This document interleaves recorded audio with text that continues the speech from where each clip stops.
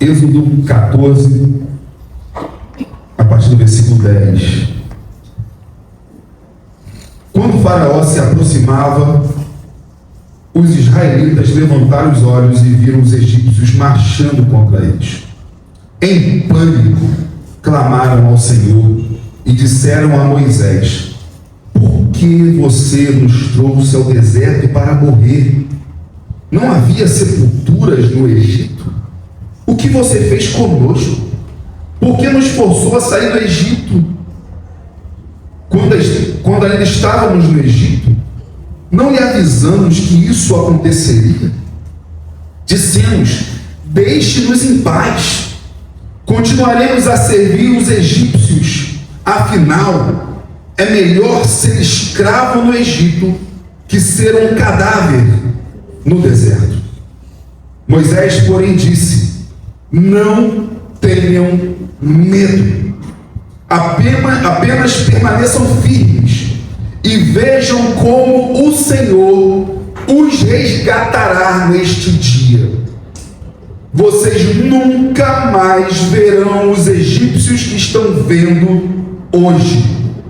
O próprio Senhor lutará por vocês. Fiquem calmos. Então o Senhor disse a Moisés: por que você está clamando a mim? Diga ao povo que marche. Tome a sua vara e estenda a mão sobre o mar. Divida as águas para que os israelitas atravessem pelo meio do mar em terra seca. Estamos aí, irmãos, num dos momentos mais marcantes conhecidos da história do povo de Deus, que é quando Israel está diante do Mar Vermelho e Deus abre o mar para que Israel atravesse e caminhe então em direção à sua terra de liberdade. E, irmãos, esse texto ele ensina para a gente uma infinidade de coisas. Ensina para a gente também sobre arrependimento. Nós podemos ser um povo que simplesmente lamenta a vida que nós tínhamos antes de Jesus, com aquilo que a gente entendia que podíamos fazer e que hoje nós temos uma vida limitada. Como os israelitas aqui dizendo que era melhor ser um escravo no Egito do que um cadáver no deserto. Na realidade, talvez muitos de nós diríamos: era melhor ser alguém que estava lá do que agora morrer para aquele mundo e viver para Cristo. E a nossa caminhada com Cristo muitas vezes se parece com uma caminhada no deserto, onde estamos indo em direção à nossa cidade santa, a cidade celestial, a cidade preparada pelo Senhor Jesus para nós, a nova Jerusalém. Mas nós estamos livres, somos sustentados pelo Senhor, somos direcionados por Ele, somos governados por Ele. Arrependimento no sentido de lamentarmos a vida antiga, lamentar no sentido de desejando a vida antiga sem Cristo, porque parece que agora a gente tem que abrir mão de tanta coisa. E, irmão, sabe qual é um problema nosso que toma quase todos nós? É um problema de foco. Quando a gente vai caminhar com Jesus, que, irmãos, a gente não passa a ser da igreja. Ser da igreja é uma consequência de alguém que agora vai caminhar com Jesus. E como vamos caminhar com Jesus, a igreja é um lugar onde um povo que busca aprender de Jesus, que busca nas Escrituras Sagradas. Só que às vezes pensa o seguinte: mas eu vou ter que deixar de ser isso, eu vou ter que deixar de fazer aquilo, eu vou ter que deixar de viver aquilo. E a questão, irmãos, quando a pessoa começa a pensar sobre o que ela tem que deixar, talvez ela não tenha visto o que está diante dos seus olhos. A questão não é o que você tem que deixar, é quem você agora tem, que se chama Jesus Cristo. Aleluia. não é o que deixamos, mas o que nós ganhamos. E o que vamos deixar é consequência da caminhada. Por exemplo, o povo de Israel nessa caminhada, eles ainda não sabiam, mas eles iam ter agora uma dieta limitada. Tudo aquilo que eles comiam no Egito, não teria como comer no deserto. Mas o Senhor sustentaria. Mas a comida agora seria uma comida meio repetitiva. Uma comida que cairia do céu, fácil. Mas ao mesmo tempo, a mesma comida. E em alguns momentos,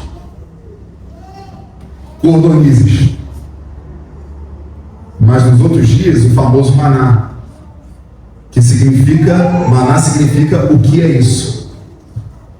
É um alimento que alguns tentam adivinhar qual é o sabor, mas como adivinhar o sabor do maná hoje? Não vamos como saber. Embora a Bíblia descreva um pouquinho do que o maná parecia o sabor desse maná. Mas por que foi dado o nome maná? Porque maná significa o que é isso? Quando começa a cair uma comida do céu, as pessoas se perguntam o que é isso. Então o que acontece? Israel ainda não sabia, nesse começo aqui de libertação, que eles iam ter uma dieta limitada. Eles iam comer no almoço o quê? O que é isso? E na janta eles comeriam o que é isso? No dia seguinte, café da manhã, o que é isso? Almoço, o que é isso? Lanche da tarde, o que é isso? Janta, o que é isso? E o Senhor ainda falava: só guarde o necessário para um dia. Não se desespere no dia seguinte. Mas teve gente que se desesperou, e quando foi ver o maná no dia seguinte estava podre, porque Deus falou: só pegue o que você vai comer nesse dia, eu vou sustentar você no amanhã. É um chamado de Deus para uma confiança constante nele. Nós somos chamados a confiarmos constantemente nele. Por isso que Jesus fala, por exemplo, para nós não andarmos ansiosos por coisa alguma. Jesus está dizendo o seguinte: porque vai ser tudo fácil. Não, Jesus não vai ser tudo fácil. Pelo contrário, no ensino sobre ansiedade, Jesus ainda diz lá no final: basta para cada dia o seu próprio mal. Jesus está dizendo o seguinte: olha, não fique ansioso, porque seu dia hoje vai ser tudo uma maravilha e amanhã também. Não, Jesus está falando: não fiquem ansiosos com o mal de hoje e sofrendo pelo mal de amanhã. Ele está chamando apenas a gente para confiar nele. Olhem as aves do céu, não semeiam, não colhem, não ajuntam em celeiros, e seu pai a tudo dá. Olha os lírios nos campos. Jesus, eles comparam até mesmo os que as flores se vestem mais belamente do que Salomão, em toda a sua glória, o rei mais rico que Israel teve.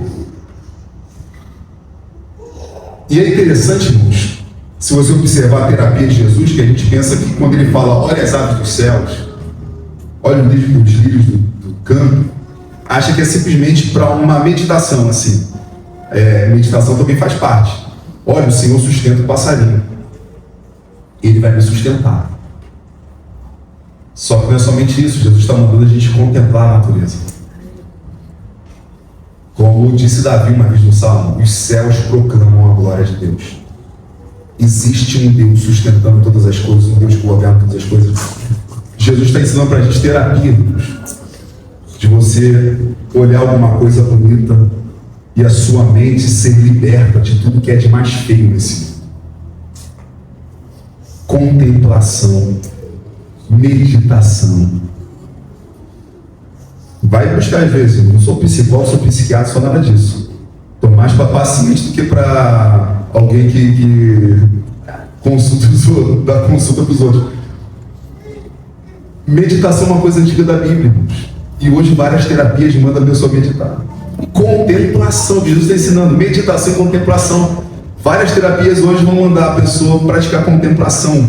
O ato de passarinhar, olhar os passarinhos, olhar a natureza, contemplar. E Jesus já fala sobre isso. Jesus está falando sobre uma vida fácil? Não, basta a cada dia o seu próprio mal. E Israel está diante de um mal. Eles estão num processo, eles estão aprendendo. Eles saem do Egito, começam a sair do Egito, E Faraó se arrepende de ter libertado os israelitas e vem atrás com o seu exército. E diz a palavra que quando o Faraó se aproximava, os israelitas levantaram os olhos e viram os egípcios marchando contra eles. E aí, irmão, diz aí o versículo 10, que eles entraram em quê, irmãos? Em pânico.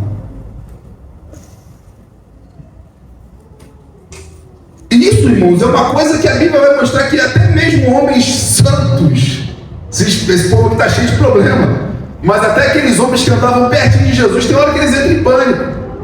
Se você observar, por exemplo, os 12 apóstolos, uma das passagens mais lindas lá, que é quando Jesus anda sobre as águas, quando eles veem, os 12 apóstolos, veem Jesus andando sobre as águas, eles ficaram achando legal? Caramba, maneiro ali, tem alguma coisa ali, boiando ali, boiando em pé.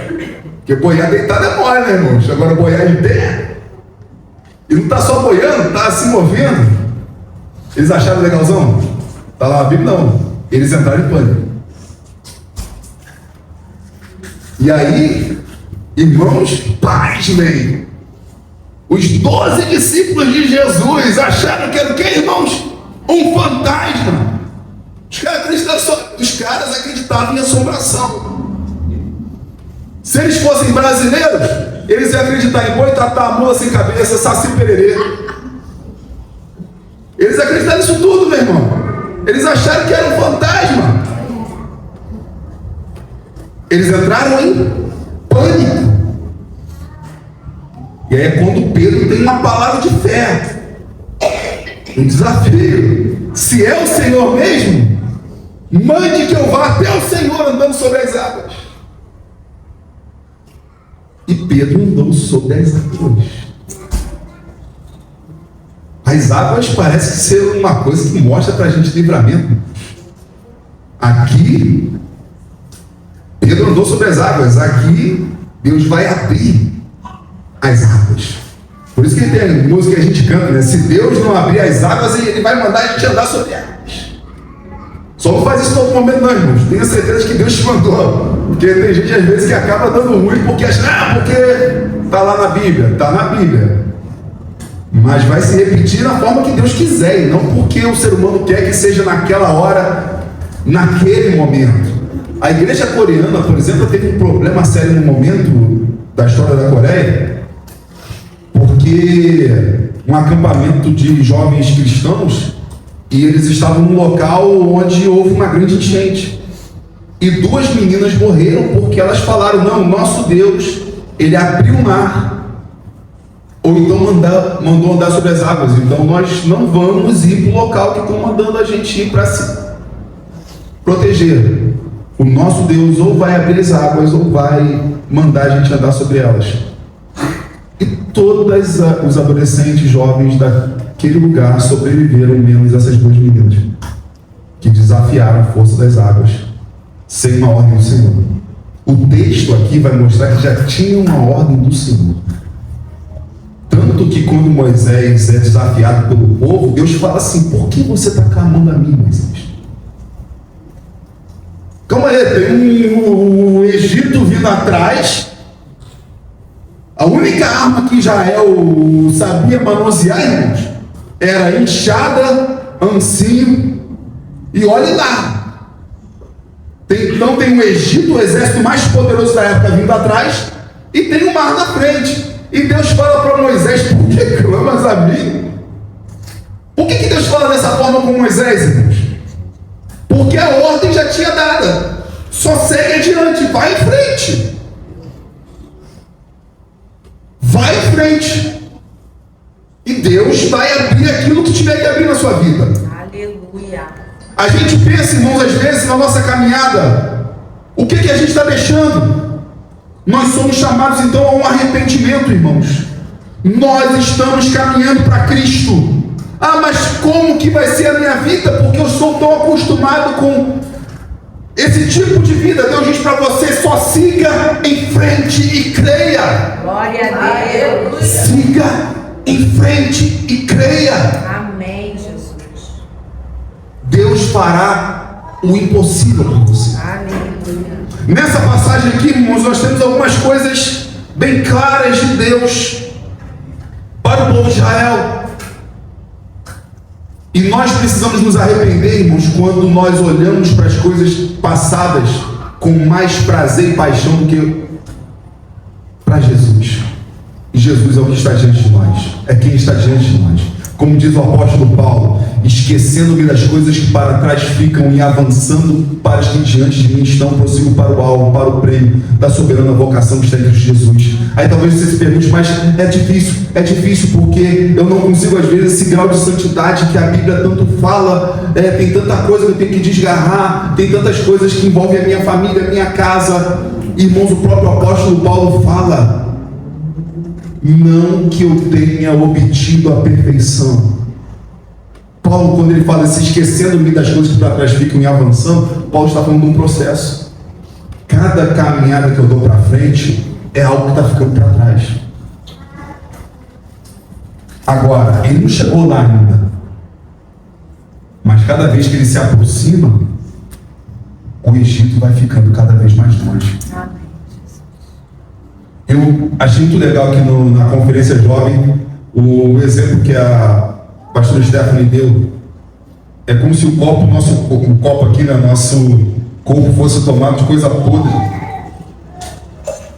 de um monte de coisa completamente contrária ao Senhor, cheio de pecados. Mas cada vez que a água viva, o Senhor vai, às vezes gotinhas, né, irmãos? Né? Gente, gotinhas. Eu pensei numa gotinha, mas foi muito mais do que uma gotinha. Cada gotinha daquela purificada, cada gotinha do Espírito que vai entrando em nós, irmãos, é uma gotinha do pecado que vai saindo. Até que nesse processo vai chegar um momento que a água podre já saiu. E nós estamos completamente imersos, cheios, transbordando dele.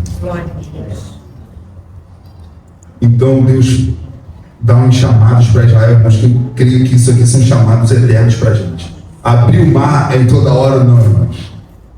Mas o que ele fala aqui, que ele garante a caminhada, isso é. Então ele fala para Israel, não tenham medo. Vamos falar junto comigo para a gente gravar? Não tenham medo. Não tenham medo. Agora, fiquem firmes. Fiquem firmes. Vejam o livramento que o Senhor lhes dará. Vejam o livramento que o Senhor nos dará. O Senhor lutará por vocês. O Senhor lutará por vocês. Aliás, o Senhor lutará por nós. Outra, fiquem calmos. Fiquem calmos. Que calmo, né? Tem uma frase aqui. Não sei, né, irmão? Calmo parece com calmo. Deve ser alguma coisa desse tipo, né? Acho que é mantenha calma. Sei lá. Irmãos, o que acontece? Existem coisas que nos impedem de ver e viver os grandes feitos de Deus. Entre essas coisas está a falta de arrependimento, de entender que tem coisas da nossa vida passada que faziam parte da nossa vida sem Cristo, elas ficam para trás, e nós precisamos de um constante arrependimento. Arrependimento, irmão, se a gente buscar às vezes uma definição teológica de arrependimento, ela é composta de pelo menos 3 coisas. Pode ser até mais, mas vamos aí para 3 coisas básicas que o arrependimento tem. Reconhecimento dos nossos erros, tristeza pelo erro cometido e mudança de vida. Por exemplo, compare 2 apóstolos.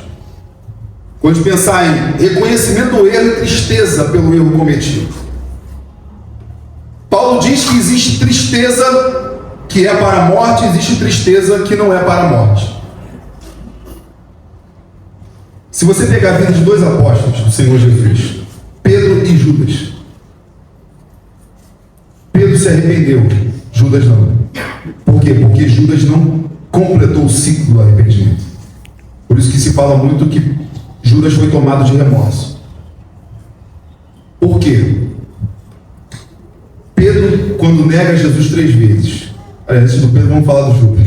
Primeiro, vamos para o exemplo ruim, para depois de ver o exemplo completo. Judas traiu Jesus. Vendeu Jesus por 30 moedas de prata.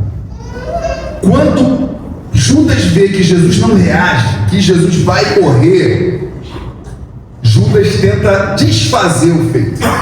Ele vai até os caras que pagaram ele e devolve as 30 moedas.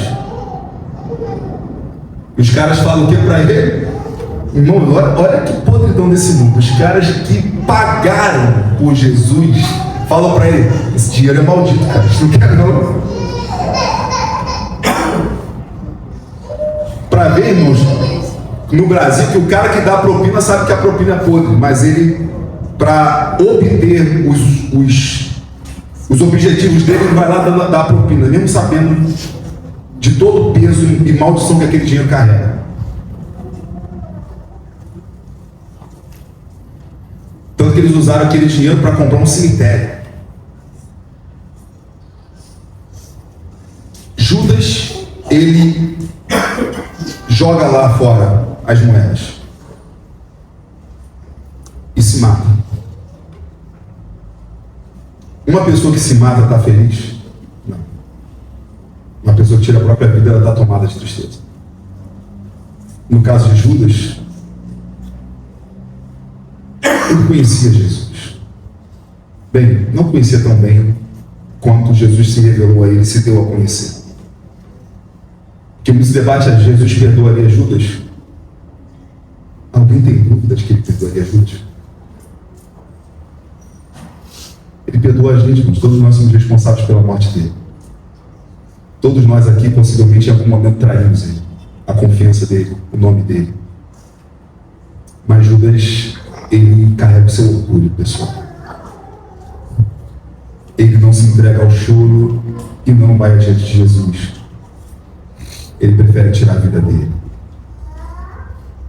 Não estou falando aqui, irmãos, que é o caso de todos os suicidas. O suicídio de Judas é um suicídio específico, uma causa específica dele. Mas é um fato que a gente sabe, que todo mundo que tira a sua própria vida está com de tristeza.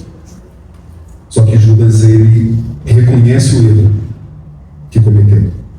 Ou pelo menos, se ele não reconhece o erro dele com Jesus, ele reconhece que errou de alguma forma no plano dele lá. Que sabe-se lá que plano que ele tinha. E segundo, ele sente tristeza pelo erro cometido. Mas Judas não muda de vida. Ele é orgulhoso demais. Para isso. Para ir adiante de Jesus e reconhecer que errou. E buscar o perdão. Pedro nega 3 vezes que conhecia Jesus. Pedro até chega quase que... dá a entender que Pedro deve ter chegado até uns palavrões para poder espraguejar as pessoas, porque para dizer que ele nunca viu Jesus na vida dele. Ou pelo menos que nunca andou com Jesus. Mas quando o galo canta, na terceira negação de Pedro, e Pedro lembra do que Jesus disse a ele: antes que o galo cante, você vai me negar 3 vezes, vai negar 3 vezes que me conhece. A Bíblia diz que Pedro chorou amargamente. Quando Maria Madalena e as outras irmãs vêm com a notícia para os apóstolos que Jesus tinha ressuscitado dos mortos, Pedro é o primeiro a sair correndo. É daí que a gente tira o fato de que um outro discípulo corria mais do que Jesus, né? Possivelmente era João. Do que Pedro, aliás, né? O outro discípulo corria mais do que Pedro, que era João. Porque Pedro é o primeiro, só que o outro discípulo chega antes. Só que o outro discípulo, que é João, quando chega, ele não entra no túmulo. É Pedro que acaba entrando primeiro. Pedro estava doido para ver Jesus. Porque o coração dele carregava uma tristeza e ele queria mudar de vida. Mas ao mesmo tempo, ele tinha um processo na vida dele. Jesus aparece para Pedro, mas Pedro ainda carregava aquela tristeza no coração. Ele errou com Jesus. Jesus tinha mandado ele largar as redes e falou para você, quando deu uma pesca maravilhosa: Pedro, deixa os peixes para lá. Outras pessoas aí vão ganhar dinheiro com esse peixe, ou vão almoçar e matar esse peixe. Eu farei de você pescador de pessoas. Só que em um determinado momento lá, depois da ressurreição de Jesus, Pedro fala: vou pescar. E é aquele momento, irmãos, que perdeu, que eles têm que ter liderança, porque outros discípulos foram pescar. Jesus já tinha mandado eles largarem a rede, possivelmente até Discípulo que não era pescador, como Mateus, como Simão Zelório, talvez até tenha ido pescar também. E aí a gente vê, irmãos, como líder pode arrastar para o que é certo ou para o que é errado. Joguei o culto para 10 horas da manhã no dia de jogo do Brasil, meu irmão. Se eu errei, vocês erraram comigo. Vamos lá, estamos juntos nessa parada aí. Então o que acontece? Que o líder toma a decisão.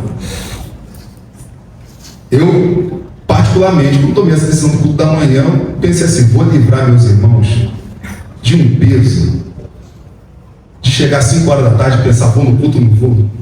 Ficar naquela. Aí bota a roupa de ver Deus, tira a roupa de ver Deus, bota a camisa do Brasil. E aí pensa, o que eu faço da minha vida, irmãos? Todo mundo foi poupado disso e eu que fico aí com a parada aí, ou para ser aplaudido, ou para ser mal falado, porque, irmãos, tem uma hora que o líder vai ter que tomar decisão, igual com Moisés. O povo está diante do mar, o Egito, e aí o povo fala o quê? Moisés, e agora? Deu ruim pra gente. Tu levou a gente com uma furada. Pedro, vou pescar. Um monte dos discípulos fizeram o quê? Foram pescar com ele. Só que Jesus já tinha mandado ele abandonar a gente. Mas Jesus é bom demais, irmão. Jesus vai lá, fica na beira do mar, bota uns peixinhos lá na brasa, e aí chega aquele monte de camarada, mais uma vez não pescaram nada, porque era o plano de Deus que não pescasse nada. E aí Jesus lá no mar pergunta: e aí? O mar hoje está para peixe, irmão? A Bíblia na linguagem do Márcio. O mar hoje está para peixe? Eles nem sabiam que era Jesus. Que em vários momentos eles não reconheciam Jesus depois da ressurreição. Pescando nada. Ó, joga a rede para aquela direção ali. E houve outra pesca maravilhosa. Quando pescaram aquele monte de peixe novo, eles reconheceram que era Jesus. Pedro, mais uma vez, é o que parte na frente, irmãos. Pedro devia estar só de sunga de praia, sei lá, calção, porque diz a Bíblia que ele botou a roupa e se jogou no mar, porque assim não tem sentido. Para mergulhar, a pessoa tira a roupa, né, irmão? Bota menos roupa. Ele botou a roupa e pum, foi em direção a Jesus. E aí tem aquela famosa conversa de Jesus com Pedro: Pedro, tu me amas mais do que esses outros aí? O Senhor sabe que eu te amo. Apacenta meu rebanho. Irmão, Jesus não apenas perdoa Pedro, como confia ao homem que negou ele o cuidado com as suas ovelhas. Porque Deus restaura por completo mesmo. Aleluia. Deus não te restaura para ser um inútil. Mas a minha vida eu cometi tal pecado, Deus. Jesus te restaura para agora você ser o último reino dele. Glória a Deus. Se você serviu para a morte, agora você vai ser alguém que vai gerar vida. Amém. O mundo pode te apontar. Jesus te carrega no colo. Aleluia. E te dá força nas pernas para caminhar. Glória a Deus.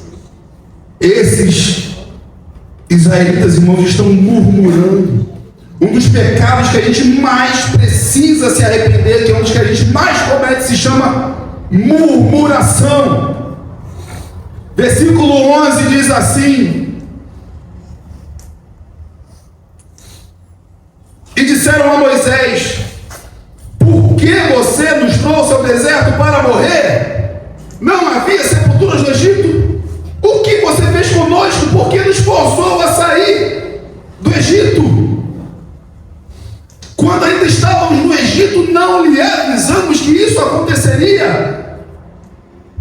Dissemos: deixe-nos em paz, continuaremos a servir os egípcios, afinal é melhor ser escravo do Egito que ser um cadáver no deserto. É melhor ser escravo de Satanás e do pecado do que ficar caminhando com Jesus com um monte de limitação na vida. É o que os israelitas disseram de certa forma, irmãos. Não tão pesado quanto que eu estou falando aqui, mas quando a gente entende que existia uma Páscoa no Antigo Testamento, que era uma sombra menor de uma Páscoa maior, é a comparação que a gente tem. Por quê? Porque a Páscoa israelita, a Páscoa do Antigo Testamento Páscoa significa passagem, então é a passagem de uma vida de escravidão para uma vida de liberdade. Eles eram escravos do Egito. Eles têm um libertador chamado Moisés. Eles caminham do deserto em direção à terra prometida. Nós, Israel era escravo do Egito. Nós éramos escravos do pecado. Sendo escravo do Egito, eles tinham Faraó como Senhor sobre eles. Sendo escravo do pecado, nós tínhamos Satanás como Senhor sobre a nossa vida. Eles tinham um libertador chamado Moisés. Nós temos um libertador maior que Moisés, chamado Jesus. A nossa Páscoa tem essa passagem de libertação do pecado para uma vida em Cristo, para uma vida de santidade. Mas a gente está na caminhada, a gente está no processo. Eu amo, irmãos, a frase, eu citei várias vezes, uma frase de Martin Luther King Jr., o famoso pastor batista que lutou contra o preconceito racial nos Estados Unidos e acabou que a causa dele foi para o mundo todo. Martin Luther King, em uma das suas pregações, ele diz o seguinte: nós não somos aquilo que nós deveríamos ser. Nós não somos aquilo que um dia nós iremos ser. Mas graças a Deus, nós não somos mais aquilo que nós éramos. A sua vida com Cristo é o seguinte: você olha para si, para você, é como Paulo diz, não que eu tenha obtido a perfeição. Não obtive ainda. Mas eu me esqueço das coisas que estão ficando para trás. O que Paulo está dizendo é o seguinte, irmãos, e é o que os israelitas experimentaram naquela caminhada. Cada passo que eles davam no deserto em direção à terra prometida, o Egito ia ficando pequenininho. Aquilo que a gente vê hoje como um gigante na nossa caminhada com Cristo, mas eu vou ter que abandonar isso, eu vou ter que largar isso. Não se preocupe com o que você tem que largar. Foque em quem você está ganhando, que é a pessoa mais maravilhosa que existe, chamada Jesus. E simplesmente se entregue a Ele e confie nele. Confie nele. Em cada caminhada, o Egito vai ficando cada vez menor. E aí, irmãos, eles estão aqui em murmuração. E o que acontece, irmãos? Ingratidão conduz à murmuração. Arrependimento leva a gente à adoração. Um povo ingrato conduz à murmuração. Podia ter deixado a gente no Egito. Eles estão ali e eles viram, irmãos, sinais e maravilhas. Eles viram Deus ferir poderosamente o Egito. Eles viram Deus transformar o rio Nilo em sangue. Outra coisa, irmãos, havia o arraial dos israelitas. A terra que eles viviam, a terra de Gósen. E havia as cidades egípcias. Porque os israelitas viviam numa cidade que o faraó da época de José tinha dado para a descendência de Jacó, para os parentes de José viverem. E eles foram se multiplicando e crescendo naquela terra, nessa região chamada região de Gósen. Tudo o que acontecia de praga nas cidades egípcias, rã, piolho, úlceras, trevas, nada acontecia na região dos israelitas. As trevas, que foram uma das pragas, pare para pensar, irmãos. Você está aqui, está claro, daqui a pouco escurece, você não enxerga mais nada, mas daqui a pouco você se acostuma com a escuridão, você já começa a ver alguma coisa. Não é assim? A praga das trevas é como se a treva pudesse ser tocada, sentida fisicamente. É não enxergar um palmo na frente do nariz. É como estar cego e sem brancura nos olhos. Só escuridão. Mas não aconteceu isso na cidade de Israel. Tanto que quando Israel vai embora, tem egípcios que falam: a gente vai com vocês. Eles podiam, os egípcios eram escravos no Egito, irmãos? Não. Os egípcios eram livres. E teve gente que fala: não, tem alguma coisa aí, porque esse Deus de vocês aí, irmão, é de outro mundo, não é normal, não. A gente está com vocês. E foram juntos. A caminhada caminhar no nosso Cristo é assim, mano. Tem gente que tem que largar um peso imenso, tem gente que às vezes tem muito que largar peso. Vai começar a caminhar. Porque entendeu que viu um Deus poderoso. Ele não está vendo uma terra, ele está vendo um Deus. Aleluia. O problema dos israelitas, eles estavam focados numa terra. Os egípcios que decidiram caminhar, eles viram um Deus. Porque eles já eram livres. Na terra mais próspera daquele mundo. Para que eles vão caminhar com um povo no deserto para ir para um lugar, sabe-se lá que lugar que é? Só com uma promessa que manda leite e mel a terra, mas eles nem tocaram na terra, nem viram a terra, não tem foto. Mas a confiança no Deus que eles viram. Uma coisa, irmão, se a gente segue simplesmente pensando na terra, outra coisa a gente segue pensando no Deus a quem nós vimos. Eu vou seguir porque eu preciso fazer isso para conquistar o paraíso. Isso é uma visão que você pode ter. A outra visão é o seguinte: não, eu quero Jesus na minha vida porque não há ninguém como ele. Aleluia. E com Jesus ele vai te levar para o paraíso, porque você vê o amor dele sobre a sua vida. E aí, irmãos, só que ingratidão conduz à murmuração, arrependimento leva o povo à adoração, ingratidão te deixa cego e faz com que você não veja os grandes feitos do amor de Deus. A adoração de um coração arrependido conduz a gente a ver até as coisas sobrenaturais que Deus fez, faz e fará por nós. Irmãos, significa que a gente não pode reclamar de nada, irmãos? Existe um tipo de reclamação que a gente pode ter, sim, que não é a murmuração, é a lamentação.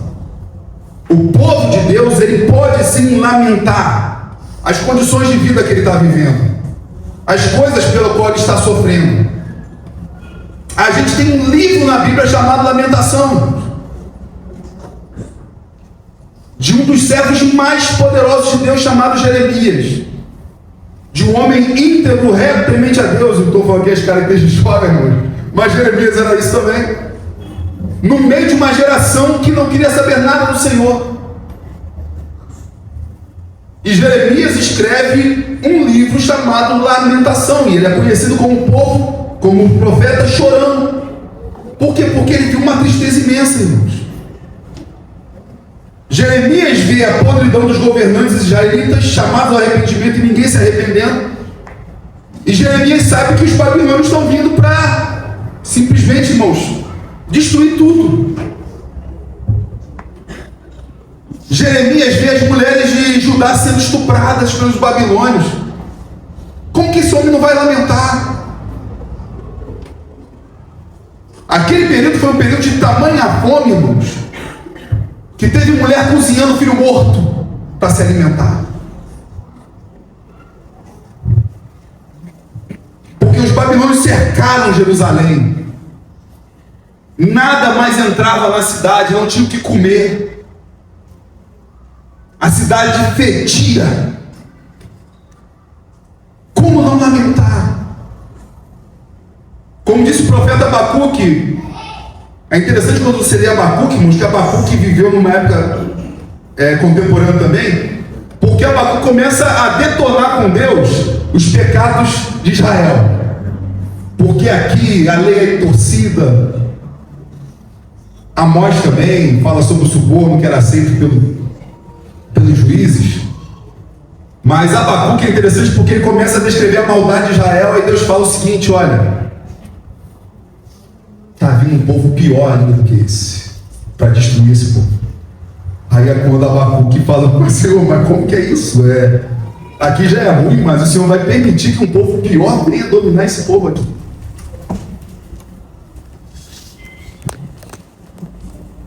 Pare para pensar na maldade, irmãos, dos governantes brasileiros, e Deus dissesse assim: ó, estou mandando aí um povo pior ainda sobre vocês. Como não lamentar? Como não lamentar, irmãos, tanta coisa de ruim que tem na nossa nação?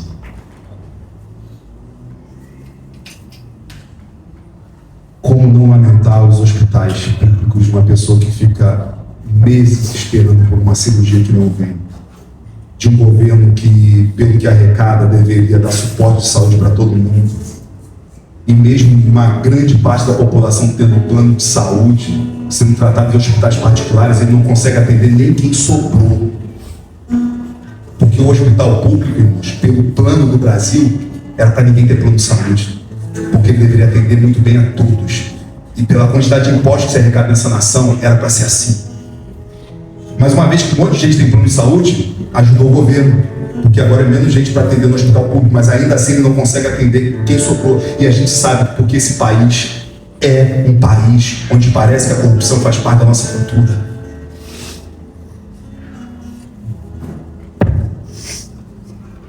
Como não lamentar nessa terra, irmãos, no meio das alegrias que a gente também tem? Como não lamentar?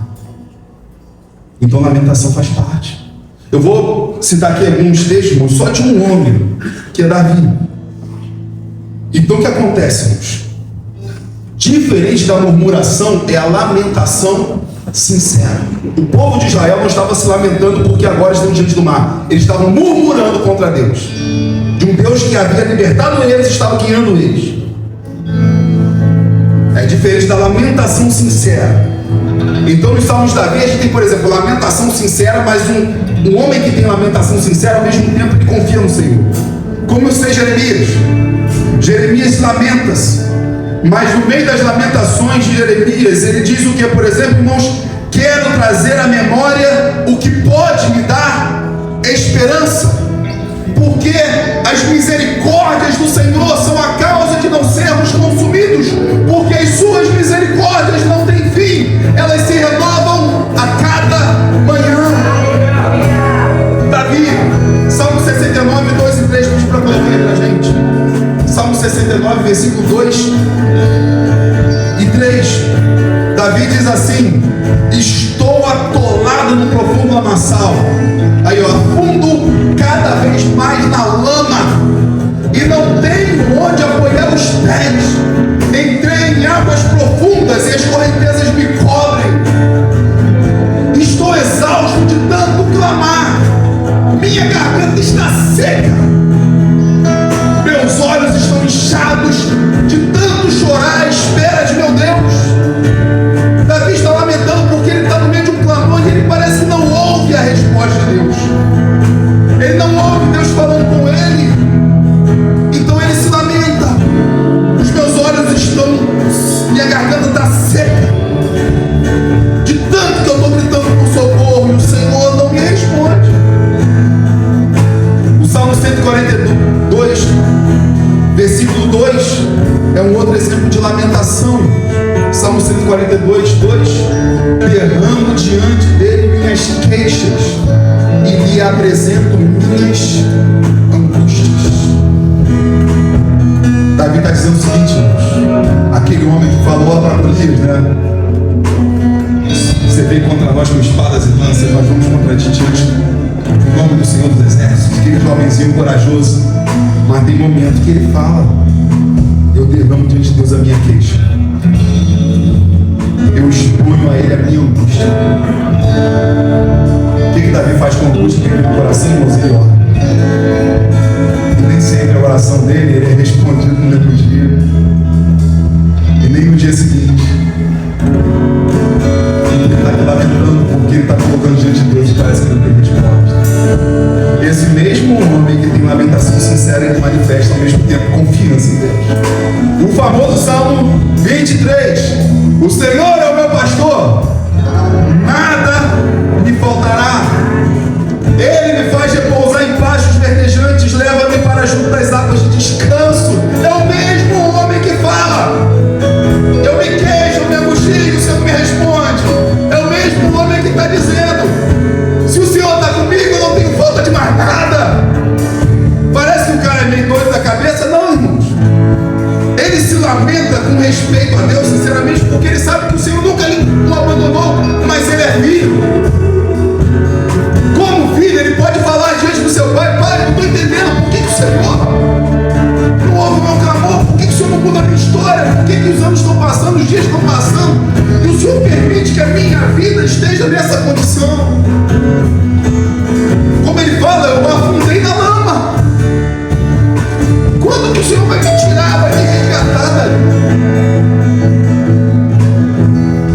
É o mesmo homem que diz: o Senhor é o meu pastor, e uma vez que eu tenho Ele,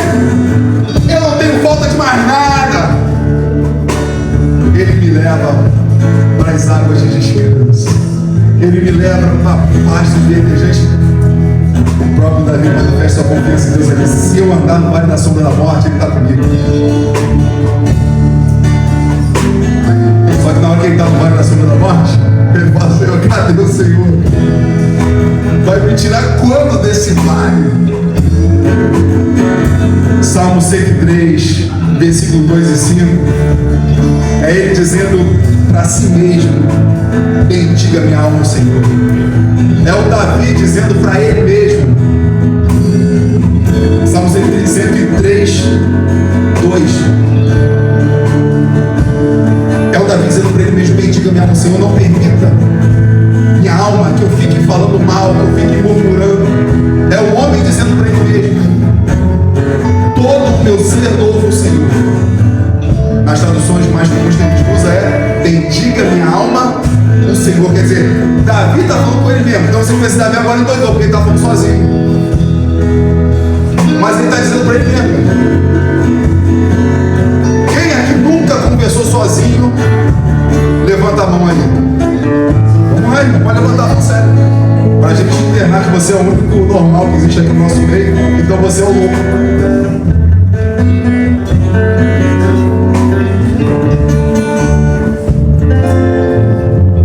Igual tem o livro do Machado de Assis, que é o alienista. O cara se forma lá, negócio lá, psiquiatra, umas coisas, você chega na terra dele, começa a internar todo mundo é louco na cidade. E o pessoal começa a se voltar para ele sai internando, ele enterra a mulher dele também. Até o momento que ele colocou a cidade toda no manicômio, ele pensou o seguinte: calma aí. Se a cidade toda é doida, e o único normal sou eu, então o anormal sou eu. Eu que sou doido, eles são normais.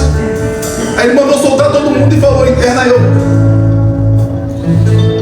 Então, meu irmão, por isso que eu falei, se você nunca falou sozinho, a gente vai te internar, que você é o único que não é normal no nosso meio. Davi falava sozinho. Bendiga, Salmo 103, pode deixar ali, Salmo 103, 2. Bendiga minha alma ao Senhor e tudo que é em mim, bendiga o seu santo nome. Bendiga todo o meu ser, louvo o Senhor, que eu jamais me esqueça de suas bênçãos. Pode prosseguir. Ele perdoa todos os meus pecados e cura todas as minhas doenças. Ele me resgata da morte, me coroa de amor e misericórdia. Ele enche minha vida de coisas boas. Minha juventude é renovada como a águia.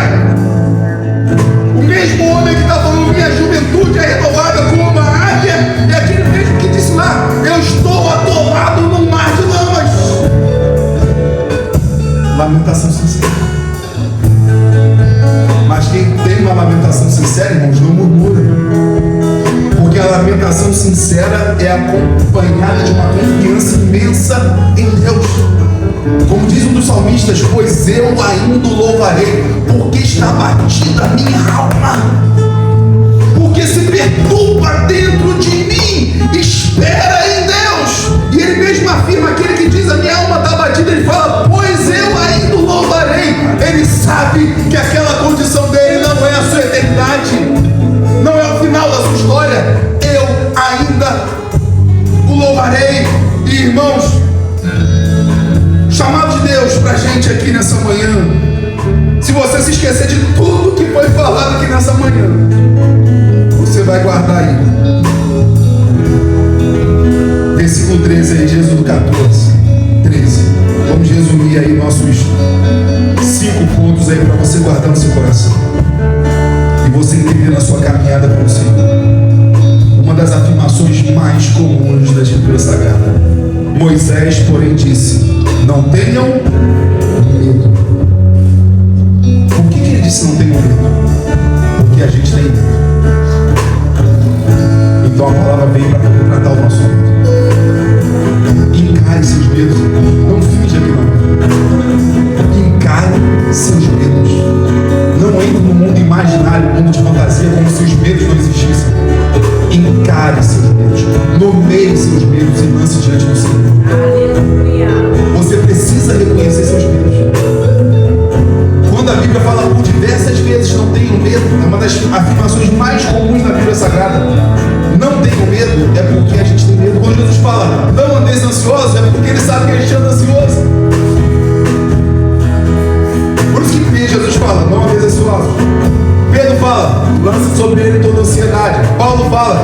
andeis ansiosos de coisa alguma, coloque diante de Deus sua súplica, orações com ações de graça. Não tenham medo, apenas permaneçam firmes. Segunda afirmação para a gente é, depois de não tenham medo, fiquem firmes. Essa firmeza não vem de nós, essa firmeza é do Senhor Jesus. Essa firmeza é uma busca do Espírito Santo. É Ele que põe os nossos pés na rocha. Jesus é rocha. Quando, irmão, Jesus conta aquela parábola da casa construída na areia e a casa construída na rocha, muita gente às vezes interpreta que está pensando que daqui a casa construída em cima da areia, aí que botou a casa aqui em cima da areia, ali a rocha, aí botou uma casa em cima da rocha. Meu irmão, essa casa simplesmente assim em cima, assim da areia, desse jeito aqui, vai vir a enchente, vai levar a casa. Essa outra casa aqui que só está em cima de uma pedra, superficialmente, vai vir enchente, vai arrastá-la também. Quando Jesus fala sobre a rocha, construir a casa na rocha, Jesus está falando sobre cavar, se aprofundar e alcançar a rocha que está lá embaixo. É lançar os alicerces ao aprofundamento. Então ficar firmes é uma vida de profundidade. Não há firmeza no superficial. Ah, mas eu conheço tão pouco o Senhor.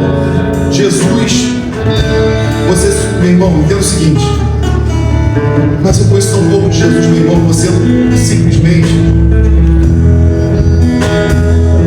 deu a primeira cavada ali, meu irmão. O buraco ali onde vai lançar o alicerce, ele não nasce profundo, não. Ele começa com a primeira vazada ali. Tem gente que começa com a pazinha de criança, que o filho vai ver está perturbando, querendo ajudar na roda também. Aí vem com a pazinha de criança e cava o primeiro buraquinho. Ah, mas eu não conheço tanto, meu irmão. Você começou a cavar esse buraco em direção à profundidade, em direção à rocha. Você está se aprofundando. Outros irmãos estão mais profundos que você. Eles são uma inspiração para você. Mas não se compare com eles. Se inspire. Entenda isso, irmãos. Se inspire com seus irmãos. Ele está mais longe, então, irmão. Se ele pode, eu também posso. Eu sou formado em grego. Não me pergunte nada para mim de grego, porque infelizmente sou um péssimo aluno. Mas o que acontece? Eu fiz faculdade de grego. E o grego é uma língua complicada demais, parece um português cheio de irregularidades, por aí vai. Aí o professor falou assim pra gente: qualquer imbecil na Grécia falava grego, então não vem com essa desculpa que tu não pode.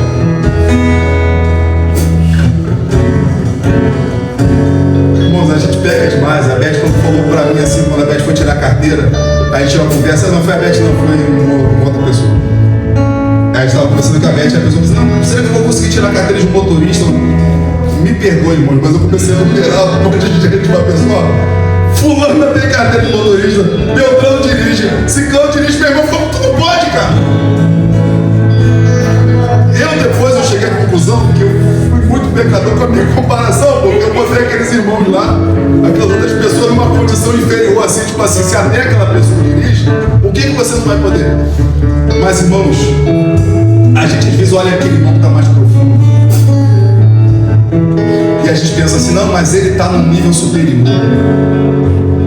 Irmãos, tome na sua vida a palavra de um dos grandes homens de Deus, que ele era chamado de coluna da igreja de Jerusalém, um dos homens mais santos, piedosos, tementes, um dos maiores homens de oração. A história diz que ele orava tanto tempo de joelho que os joelhos dele eram carejados como de um camelo. O nome desse homem se chama Tiago. Ele é nada mais, nada menos do que irmão de sangue de Jesus Cristo, nosso Senhor.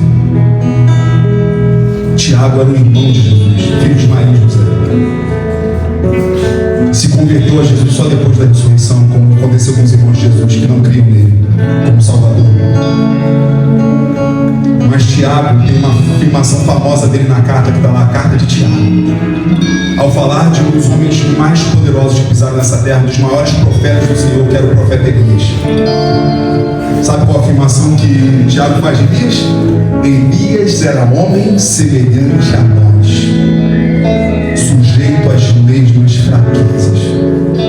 Você sabia que Elias sofreu de um mal que, comparando com a nossa época, era parecido com o que seria depressão? Depois de lutar contra os profetas de Baal e vencer mais de 400 profetas, mas ser perseguido por uma mulher que era a rainha chamada Jezabel, Elias vai para uma caverna e se isola. E naquele lugar de isolamento ele fala para Deus: o Senhor me mata, é melhor morrer do que viver.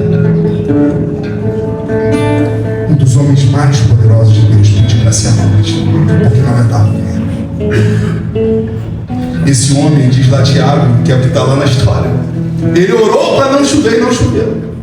Ele orou para chover e choveu.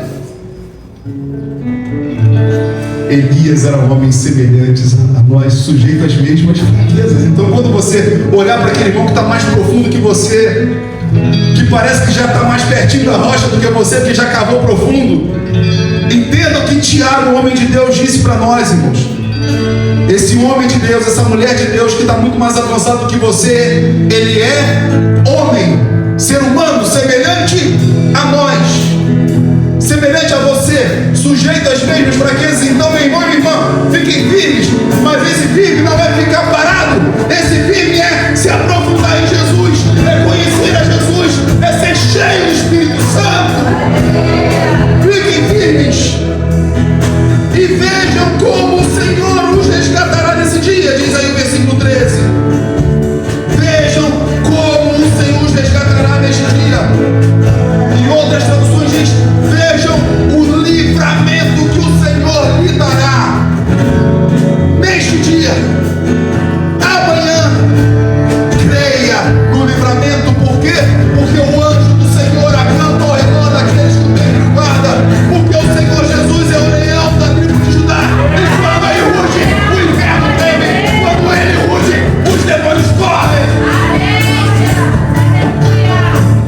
A Bíblia diz: sujeitem-se ao Senhor e resistam ao diabo, e ele fugirá de vocês. Por quê? Por causa da gente? Não, por causa daquele que está conosco. Vejam o livramento que o Senhor me dará. Eu já citei aqui várias vezes, irmãos, nesse processo de vida atual que eu tenho vivido aí uns meses para cá, uma palavra que eu já falei muito para a Beth, uma palavra que eu guardo muito no meu coração, é a palavra de Jesus quando ressuscita Lázaro: creia e verás a glória de Deus. Creia e você verá o livramento que Ele dará. E aí Moisés continua dizendo: vocês nunca mais verão os egípcios que estão vendo hoje. O próprio Senhor lutará por vocês. O Senhor é aquele que guerreia conosco. Irmãos, muita gente gosta de usar a história de Davi para pregação motivacional. Você é o Davizinho, igual o pessoal estava junto no Brasil hoje, né? O Haaland é gigante, então é Davi contra Golias. Meu irmão, essa afirmação não tem cabimento, até porque se for pegar um Golias no futebol, seria o Brasil e não a Noruega, né? Porque o Brasil que é o gigante do futebol e não a Noruega. Então essa afirmação é ruim demais. A não ser se você compare um jogador baixinho do Brasil contra o gigante lá, que é o Haaland. Mas o que acontece, irmãos? Muita gente gosta de usar essa história. Só que, irmãos, a história, ache Davi que tem dentro de você, que derrote seu gigante.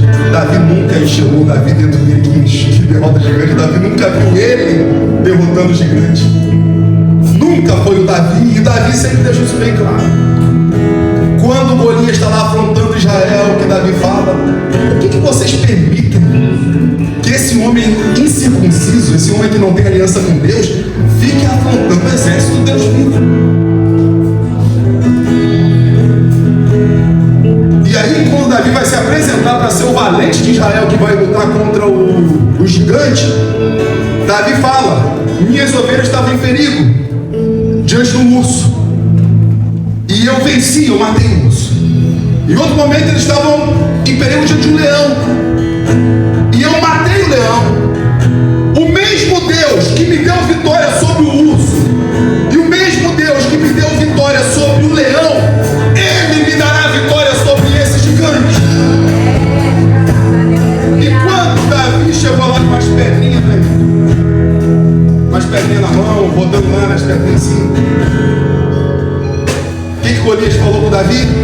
achando que eu sou um cachorro para você vir me enxotar com um pau e pedra? Aí você descobre que foi Golias que compôs aquela música brasileira da época, é pedra, não sei lá, tem essa música aí. Foi o Golias. Isso eu não tirei de mim não, você copiei de todos. O que acontece? Você está achando que eu sou um cachorro para me chutar com pau e pedra? O que Davi falou? Golias, você vem contra nós com espadas e lanças, mas nós vamos contra ti em nome do Senhor dos Exércitos. O Senhor tem apontado, Ele me dará a vitória. Davi nunca falou, vou buscar um Davizinho aqui no meu interior, esse Davizinho lá de dentro vai botar para fora e vou derrotar os gigantes. Não! O Senhor que você tem me afrontado, Ele me dará a vitória. E mais, Golias, eu vou te vencer, vou cortar sua cabeça e vou dar para os bichos. Davi não foi acusado. Por quê? Porque foi o Senhor que falou para ele, vai. A questão, irmãos, não é que Davi era baixinho, como muita gente fala, nem está na Bíblia que Davi era baixinho. Davi só era novinho. Davi era novinho. Davi era bonitinho, ele era ruivinho. Aí o pessoal achou, como é que tem um gigante do outro lado, tem um playboyzinho, vai lutar, ruivinho, bonitinho, é ele que é o nosso soldado? Em nome do Senhor. Porque o Davi interior, irmãos, ele não venceria o gigante. Pelo contrário, o Davi interior foi derrotado por uma mulher pelada. Esse foi o Davi interior. Quando Davi vence Golias, em todo momento ele está citando o Senhor dos Exércitos, Senhor dos Exércitos.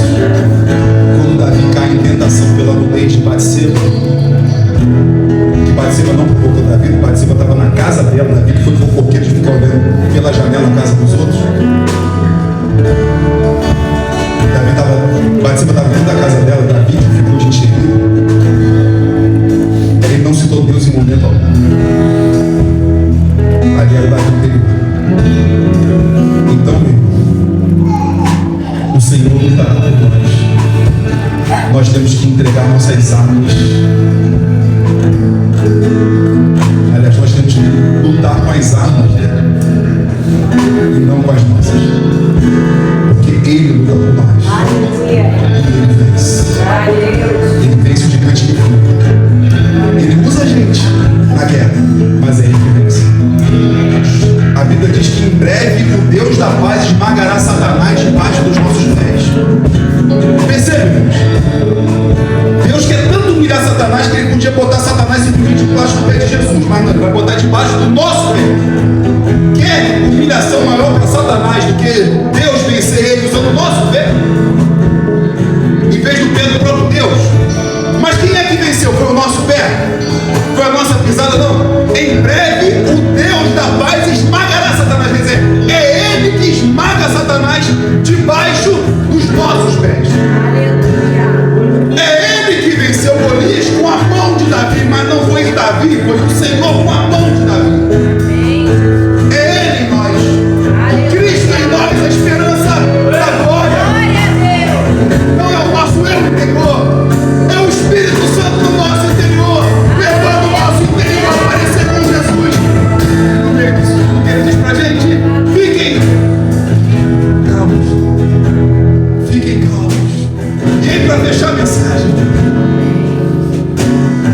eu já tinha dado uma ordem a Moisés, misturei tanta gente nessa mensagem. Por que você está clamando a mim? Diga ao povo que marche. Deus está dizendo, Moisés, eu já dei a ordem. Siga adiante. Mas tem os egípcios atrás, tem tanta coisa. Meu irmão, Deus só está dizendo para você: olhe para Cristo. Avance mais. Siga adiante. Caminhe em direção a Cristo, esquecendo-me das coisas que para trás ficam, avançando para as que diante de mim estão. Prossigo para o firme da soberana vocação que está em Cristo Jesus, nosso Senhor. É Jesus contigo, é Jesus na frente. É Jesus de todos os lados. À medida que você caminha, é a força do Espírito, é a força de Jesus te dando força dos pés. É você virando Pai, Pai, eu quero chegar diante de Ti. E é Jesus, o Espírito Santo, que nos conduz ao Pai. Que as coisas de trás vão ficando menorzinhas, irmãos. Vão ficando pequenininhas diante dos nossos olhos, os egípcios, os pecados, as tentações, tudo aquilo que nos levava a murmuração, tudo que nos levava a dúvida, vai ficando pequenininho. E Deus diz pra gente: marche, siga adiante, olhe para quem está diante de você e quem está nos seus olhos. Diante dos seus olhos se chama Jesus Cristo, nosso Senhor. Aleluia! Viva Espírito da glória.